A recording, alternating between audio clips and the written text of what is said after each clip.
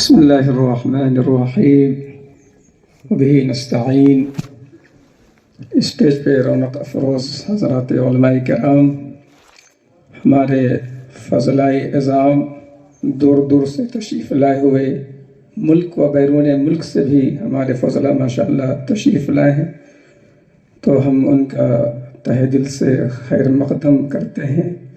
اور آپ کے سامنے جو عنوان پیش کیا گیا ہے مجھ سے متعلق، وہ سرزنش کے شرعی اصول ہے۔ تو وقت چونکہ کم ہے، دعا باقی ہے، تو میں انشاءاللہ 10 منٹ میں اپنی بات کو ختم کروں گا۔ ہمارے جناب محترم غیاث صاحب نے قانونی پہلو کو پیش کیا اور کچھ شرعی پہلو کو آپ کے سامنے سرزنش سے متعلق پیش کیا جائے گا۔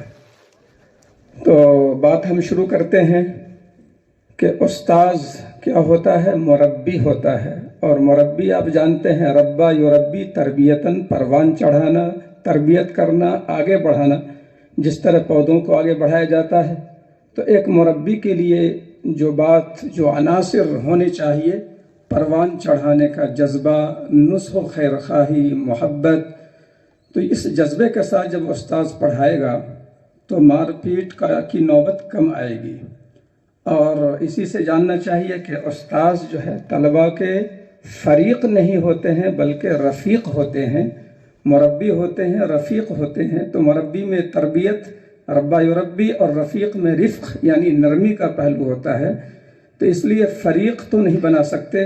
ایسا سننے میں آیا ہے کہ بعض جگہ ایسا بھی ہوتا ہے کہ استاذ اپنے بچے جو چھوٹے ہوتے ہیں خاص طور پر، تو ان کو ایک فریق بنا کر اور پہلے سے نشانہ سادھ کر آتے ہیں کہ آج تو اس کی اچھی پٹائی کر دینی ہے، اور جب پٹائی کر لیتے ہیں تو دل ٹھنڈا ہو جاتا ہے کہ ہم نے اپنا نشانہ پار کر لیا ہے۔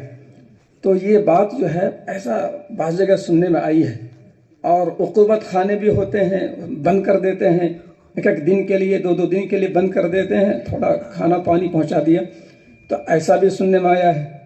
تو یہ تو فریق والا جذبہ ہو گیا، رفیق والا اور مربی والا جذبہ نہیں ہوا۔ اور مارنا جو ہے یہ کوئی کمال نہیں ہے، مارنے کی نوبت نہ آئے یہ کمال ہے، مارنا کمال نہیں ہے۔ تو یہ بات جو ہے یہ ضروری ہے کہ استاذ کے لیے، اور وہ استاذ اپنے اعتبار سے سمجھ سکتا ہے کہ کیسے ہم رہیں اور کیسے ہم ان طلباء کے درمیان اپنے رویہ اور سلوک کو رکھیں کہ ہمیں مارنے کی نوبت ہی نہ آئے۔ اس کے لیے جو ہے ایک روب، ایک وجاہت ضروری ہے۔ نہ استاذ اتنا نرم ہو، اتنا میٹھا ہو کہ بچے جو ہڑپ کر لیں، اور اتنا نہ وہ سخت ہو، اتنا نہ وہ ترش رو ہو کہ بچہ دیکھ کر جو ہے وہ ڈر جائے اور کانپ جائے اور اب سے استفادہ ہی نہیں ہو سکے۔ تو بالکل سخت بھی نہیں ہونا چاہیے اور بالکل نرم بھی نہیں ہونا چاہیے، اعتدال اور میانہ روی یہ ضروری ہے۔ تو بہرحال سرزنش کی جہاں تک بات ہے، تو سرزنش بھی آپ نے سنا قانونی اعتبار سے کہ جسمانی اور ذہنی کسی بھی اعتبار سے سرزنش نہیں کر سکتے ہیں، قانونی اعتبار سے جرم ہے۔ لیکن آپ جانتے ہیں کہ ہم نے پڑھا ان الانسان لیطغی، انسان لیطغی کے معنی سرکشی کرتا ہے۔ تو سرکشی جو ہے انسان کی فطرت میں بھی ہے، اور سرکشی کا علاج نہ ہو تو پھر یہ ایک ضرورت کی گویا تکمیل نہیں ہو رہی ہے، یہ سماجی ضرورت ہے۔ اس لیے مارنے کی اجازت شرعاً دی گئی ہے، لیکن اس کی حد بندی بھی ہے تاکہ ایک اچھے افراد تیار ہوں، چاہے وہ بچے کا معاملہ ہو، بڑے کا معاملہ ہو۔ سرکشی پر جو ہے کچھ نہ کچھ سزا تو ہونی چاہیے، لیکن بچے کے لیے اسی حساب سے ہے جس کا وہ متحمل ہو، جس کی تفصیل تھوڑی سی آئے گی ابھی۔ تو بہرحال میں اس کے جو شرعی پوائنٹ کو پیش کرنے سے پہلے یہ عرض کروں کہ ایک ہے حد، ایک ہے تعزیر، ایک ہے تادیب۔ تو سزاؤں میں 3 الفاظ کا استعمال ہے۔ حد کیا ہے؟ حد جو ہے یہ وہ شرعی سزا ہے جو مخصوص جرائم پر ہے، اور شریعت نے اس کو متعین کر دیا ہے، جیسے زنا پر ہے، جیسے چوری پر ہے، جیسے پاک دامن عورت کو تہمت لگانے پر حد قذف ہے، تو یہ آپ جانتے ہیں حد ہے۔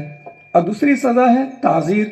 تعزیر میں یہ ہے کہ وہ سزائیں جو قاضی کی ثوابدید پر ہے، محکمہ جو متعلقہ محکمہ ہے اس کی ثوابدید پر ہے، شریعت نے سزا متعین نہیں کی، تو یہ تعزیر ہے۔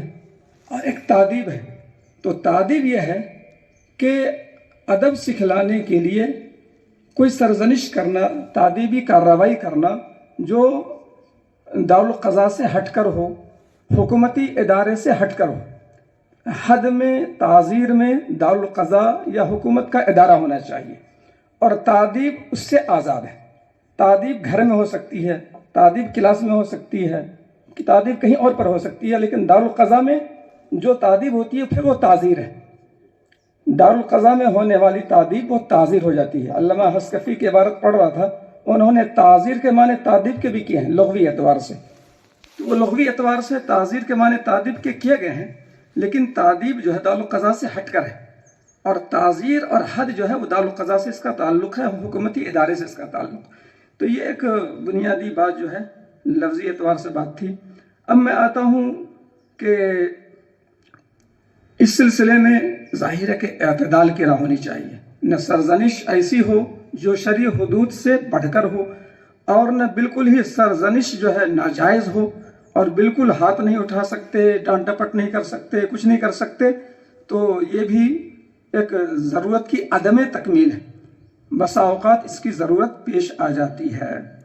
تو اب میں آپ سے عرض کرنا چاہوں گا کہ شرعی نقطہ نظر سے ہمارے علماء، ہمارے فقہاء نے کیا بات لکھی ہے، تو اس سلسلے میں میں نے 2-3 حدیثیں بھی پیش کی ہیں، اور اس کے بعد اس کے پس منظر میں فقہاء کی عبارات ہیں کہ آپ نے پڑھا ہے حدیث شریف میں کہ جب بچے 7 سال کے ہو جائیں تو نماز کا حکم دو، اور 10 سال کے ہو جائیں تو نماز چھوڑنے پر انہیں مارو، تو مارنے کا حکم بچوں کو دیا گیا ہے اس حدیث شریف میں۔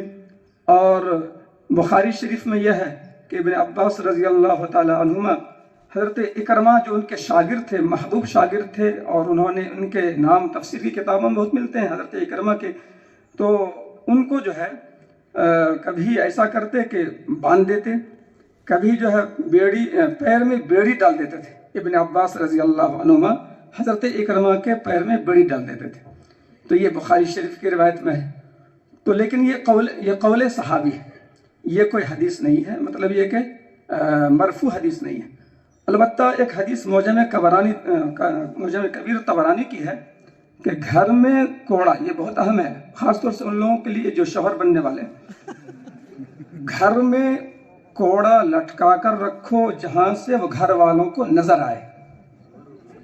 تو یہ اس لیے ہے تاکہ وہ سیدھی رہے، چونکہ پیدائش ہوئی ہے پسلی کی ٹیڑھی ہڈی سے، تو مطلب یہ ہے کہ اسے آپ کا کچھ نہ کچھ خوف رہنا چاہیے تاکہ وہ صحیح راستے سے ہٹے نہیں، چونکہ فساد کی جڑ بھی ہوتی ہے۔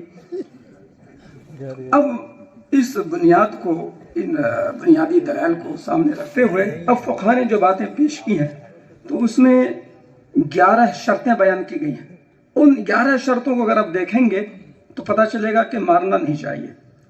نمبر 1، پہلی شرط جو ہے میں نے جو پیش کی ہے وہ یہ ہے کہ بچوں کے والدین سے صراحتاً یا دلالتاً اجازت حاصل ہو۔ بغیر اجازت کے استاد نہیں مار سکتا ہے، اجازت ہونی چاہیے۔ تو پہلے اجازت تو دیتے تھے، آج کل اجازت نہیں دیتے۔ اگر آپ نے مار دیا تو اگلے دن ان کے ماں باپ پہنچ جائیں گے کہ آپ نے کیوں مار دیا۔ اور پہلے کیا ہوتا تھا، باپ آ کر کہتے تھے کہ بچہ میں نے آپ کے حوالے کر دیا، چمڑی دمڑی سب آپ کے حوالے، ہڈی محفوظ رکھیے گا۔ تو ایسے جملے جو ہیں پہلے بولتے تھے، میں نے جو ہے سنا ان لوگوں کو جنہوں نے بات کہی تھی بچپنے میں، تو یہ بات پہلے تھی، اب نہیں ہے۔ دوسری شرط یہ ہے کہ سزا سے مقصود تنبیہ و تربیت ہو، غصہ یا انتقام کا جذبہ ہرگز نہ ہو۔ تو ظاہر ہے کہ جب وہ مربی ہے تو مربی جو ہے اپنا غصہ نہیں اتارتا، بلکہ مقصد یہ ہے کہ وہ اس کی تربیت ہو اور تنبیہ محسوس کرے بس۔ تیسری شرط یہ ہے کہ سزا شرعی دائرے میں ہو، جو حد سے زیادہ سزا ہوتی ہے وہ غیر شرعی ہے، تو وہ ممنوع ہے اور ناجائز ہے۔ نمبر 4، چوتھی شرط یہ ہے کہ غصہ کی حالت میں نہ مارا جائے، بلکہ جب غصہ اتر جائے تو مصنوعی غصہ کرتے ہوئے سزا دے۔ اس طرح کی باتیں ہمارے فقہاء نے لکھی ہیں۔ اور پانچویں شرط یہ ہے کہ بچوں کی طبیعت اس کی متحمل ہو، یعنی وہ بچوں کے برداشت کے دائرے میں ہو۔ بچہ کوئی 5 سال کا ہے، کوئی 10 سال کا ہے، کوئی 12 سال کا ہے، کوئی 14 سال کا ہے، تو اس کے عمر اور اس کی جسمانی قوت و صلاحیت کے اعتبار سے ہم قابل تحمل یعنی کہ دائرے کے اندر ہی دے سکتے ہیں، اس سے زیادہ ہرگز اجازت نہیں ہوگی۔ اور چھٹی شرط یہ ہے کہ مدرسے کے ضابطے کے روح سے اساتذہ کو اس طرح کی تادیب کی اجازت ہو۔ یہ بھی اہم شرط ہے کہ بعض ادارے والے آج کے قانون کے اعتبار سے یہ کہہ دیتے ہیں اساتذہ کو کہ آپ کو مارنے کی اجازت نہیں ہے۔ تو اگر ایسا قانون انتظامیہ نے بنا دیا ہے تو پھر استاذ بچوں کو نہیں مار سکتا ہے۔ پھر انتظامیہ کو چاہیے کہ جو غلطی کی بچے نے اس کی سرزنش انتظامیہ کرے، کوئی استاذ ہاتھ نہیں اٹھا سکتا ہے۔ اور ایسا قانون بنانے کی اجازت بھی، یعنی شرعی اعتبار سے میں نے فتویٰ دارالعلوم دیوبند دیکھا، اس میں یہ سوال تھا کہ کیا اگر ایسا قانون ہو کہ انتظامیہ ہی جو کچھ کرنا ہے کرے، استاذ ہاتھ نہیں اٹھا سکتا، تو کیا اس کی شرعاً اجازت ہے؟ تو جواب یہ دیا گیا کہ اجازت ہے۔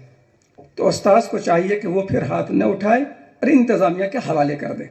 نمبر 7، ہاتھ سے مارے، لاٹھی، ڈنڈا، کوڑے وغیرہ سے نہ مارے۔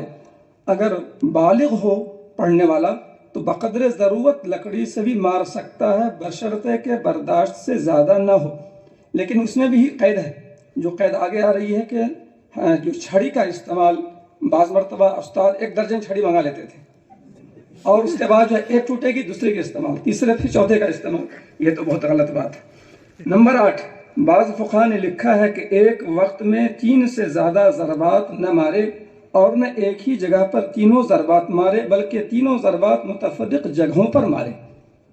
تو یہ بات علامہ شامی وغیرہ نے صراحت کے ساتھ لکھی۔ تو یہ بھی شرطیں ہیں۔ اور 9ویں شرط یہ ہے کہ سر، چہرے اور شرمگاہ پر نہ مارے۔ حدیث شریف میں اس کے اشارات اور بعض جگہ وضاحتیں بھی موجود ہیں۔ اور شرط نمبر 10 یہ ہے کہ بچہ تادیب کے قابل ہو۔ اتنا چھوٹا بچہ نہیں ہے جو تعدیب کے قابل ہی نہ ہو۔ اب 3 سال کا بچہ ہے، اس کو داخل کرا دیا گیا مدرسے میں، اب ظاہر ہے کہ اس کو کچھ سمجھ ہے نہیں، تو ایسے بچے کی تعدیب کی اجازت سرے سے نہیں ہوگی۔ یہ 10 شرطیں ہو گئیں۔ اور آخری شرط یہ ہے کہ ایسی سزا کی ہرگز اجازت نہیں ہوگی جس سے ہڈی ٹوٹ جائے، جلد پھٹ جائے، جسم پر سیاہ داغ پڑ جائے، یا دل پر یا جسم کے کسی نازک حصے پر اس کا اثر ہو جائے، شرعاً اس کی اجازت نہیں ہوگی۔ تو یہ 11 شرطیں مارنے اور سرزنش کرنے کے تعلق سے جو پیش کی گئی ہیں، تو آپ اس سے اندازہ لگا سکتے ہیں کہ کتنا ان کو استاذ کو باندھ دیا گیا ہے۔ تو اس سے پتہ چلتا ہے کہ مارنا نہیں چاہیے۔ اور کامیاب تو استاذ وہ ہے کہ جو اس انداز سے رہے کہ مارنے کی نوبت نہ آئے، اور کبھی آنکھ کے اشارے سے کام چلا لیں کہ آپ نے آنکھ نکالی، بچہ ڈر گیا اور مطلب نکل گیا، آپ نے ہاتھ کا تھپڑ کا اشارہ کیا، وہ سہم گیا اور کام نکل گیا۔ تو اشارات سے کام چلا لیں، روب و داب سے کام چلا لیں، وجاہت سے کام چلا لیں، نصح و خیر خواہی سے کام چلا لیں، تاکہ مارنے کی نوبت نہ آئے۔ اب آخر میں ایک عبارت جو ہے میں نے حدیث بھی پیش کی، اور شامی کی ایک عبارت پیش کر کے میں اپنی بات کو ختم کرتا ہوں کہ علامہ شامی فرماتے ہیں: لا يجوز ضرب ولد الحر بأمر أبيه أما المعلم فله ضربه لأن المعمور يضربه نيابة عن الأب لمصلحته، والمعلم يضربه بحكم الملك بتمليك أبيه لمصلحة التعليم، مقيد الترسوس بأن يكون بغير آلة جارحة، وبأن لا يزيد على 3 ضربات، ورده النازم بأنه لا وجه له يحتاج إلى نقل، وقره الشارح قال الشرمبلالي والنقل في كتاب الصلاة يضرب الصغير باليد لا بالخشبة ولا يزيد على 3 ضربات۔ تو اس طرح کی عبارتیں میں نے تحریک میں پیش کی ہیں، اس کو میں چھوڑتا ہوں۔ اسی طرح سے مشکات المصابیح کی جو ہے وہ حدیث شریف پیش کر دیتا ہوں۔ عن ابی ہریرہ رضی اللہ تعالی عنہ عن النبی صلی اللہ علیہ وسلم قال اذا ضرب احدكم فليتق الوجه، چہرے پر مارنے سے بچے۔ موسوعہ فقہیہ کی عبارتیں ہیں۔ تو ان سب عبارات کی روشنی میں یہ سب شرائط آپ کے سامنے پیش کی گئی ہیں۔ تو بہرحال میں بات کو ختم کرتا ہوں کہ مارنا کمال نہیں ہے، بغیر مارے آپ کام چلا لیں اور طلباء کو آپ اعلیٰ افراد میں شامل کر لیں، یہ آپ کا کمال ہے۔ تو یہ انہی چند کلمات پر میں اپنی بات کو ختم کرتا ہوں۔ وما توفیقی الا باللہ وآخر دعوانا الحمدللہ رب العالمین۔